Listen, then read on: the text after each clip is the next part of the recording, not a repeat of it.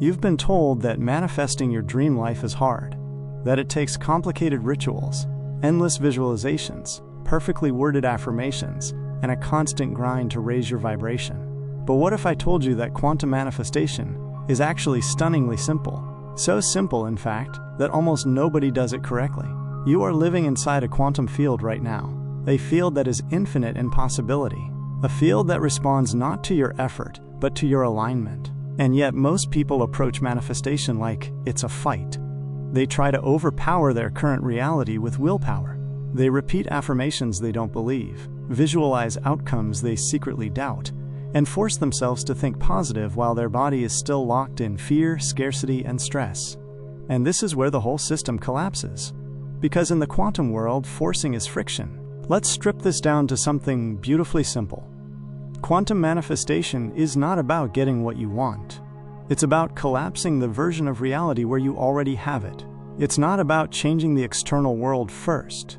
It's about embodying the internal signal that pulls that world toward you. The quantum field holds every possibility: success and failure, abundance and lack, love and loneliness, health and struggle. All of it already exists as waves of probability. But here's the kicker. The wave doesn't collapse into your lived reality until it meets a coherent observer. That's you, your focus, your attention, your emotion. They are the sculptors of reality. But most people are caught in a loop. They're observing from fear. They're focusing on what's missing. They're vibrating in the frequency of lack while trying to pull in abundance. And in the language of the quantum, this is noise, not signal. You've been taught to chase what you want. But the real art of manifestation is to become the version of you that no longer needs to chase. It's the version of you that remembers, I am already entangled with the life I desire. The field is waiting for my signal. My job is not to push harder, it's to become clearer. So why don't people do this? Because simplicity is disarming. Because letting go feels unnatural.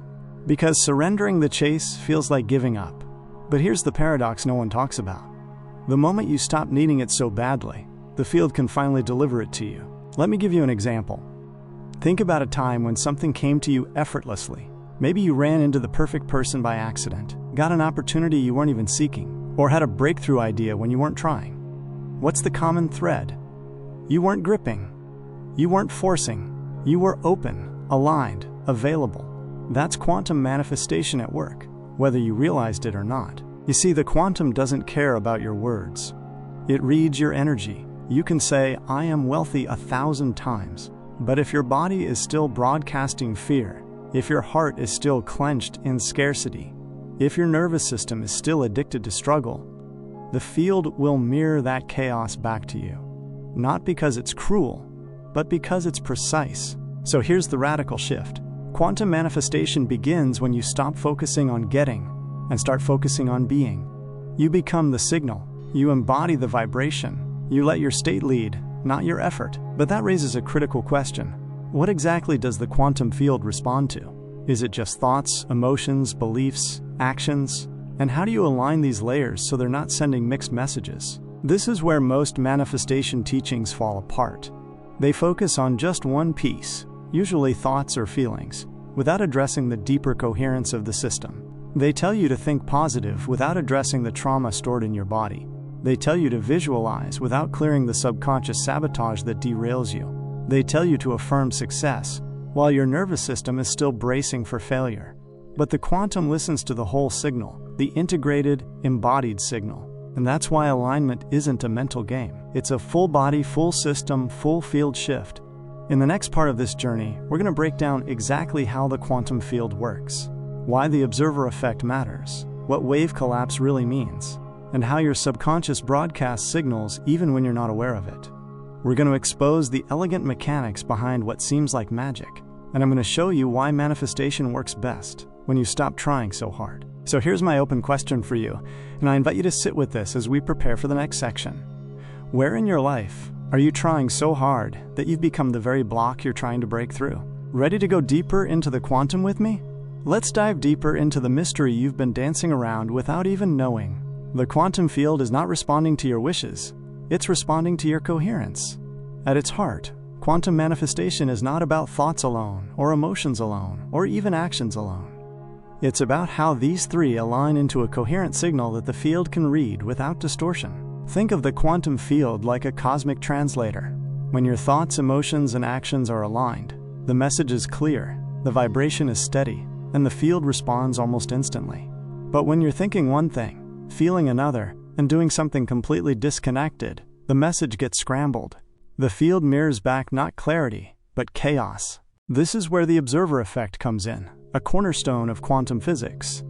At the quantum level, particles exist in a state of pure possibility, what we call a wave function. But when an observer, you, focuses on a particular possibility, that wave collapses into a fixed event. Reality solidifies. Choices crystallize. The unseen becomes seen. But here's the catch. The observer is not just your conscious mind. The observer is also your subconscious.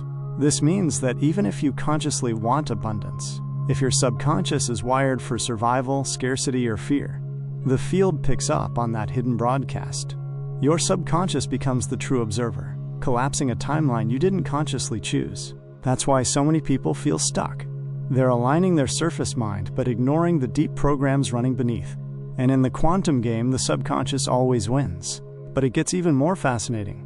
Scientists like Joe Dispenza and Bruce Lipton have shown that the heart has its own electromagnetic field, far stronger than the brain's. This heart field radiates out and interacts with the larger quantum field around you. When your heart and brain are in coherence, you're sending out a powerful, unified signal. When they're out of sync, the signal becomes weak and fragmented. This is why trying to manifest from your mind alone so often fails. Without the emotional component, the felt sense of alignment, the quantum field has no clear signal to mirror back. And this is where most people miss the mark. They want to think their way into change, when in truth, they must feel their way into alignment. You can't just tell the field what you want. You have to become the vibrational match to it. That means tuning your body, your breath, your nervous system, your beliefs, your daily choices into harmony. It's not a one-time ritual.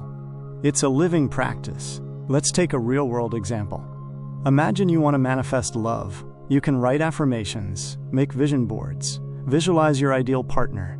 But if deep down you're carrying wounds of unworthiness, if your nervous system is braced for rejection, if your heart is armored and afraid to open, the quantum field feels that tension. It picks up the contradiction, and what you get back is more longing, more searching, more almost but not quite connections. It's not that the universe is punishing you. It's that it's perfectly mirroring your dominant frequency. So what's the shift? The shift is into coherence, into feeling whole now, into practicing the emotions of what you desire before it shows up, into embodying the state of already having it, so the field can collapse that timeline into form. You become the frequency first, and the form follows. This might sound like a lot, but here's the simple, profound truth. The more you let go of controlling the outcome, and the more you focus on regulating your internal state, the faster the quantum responds. Because the quantum isn't a machine. It's a mirror. It's a dance partner.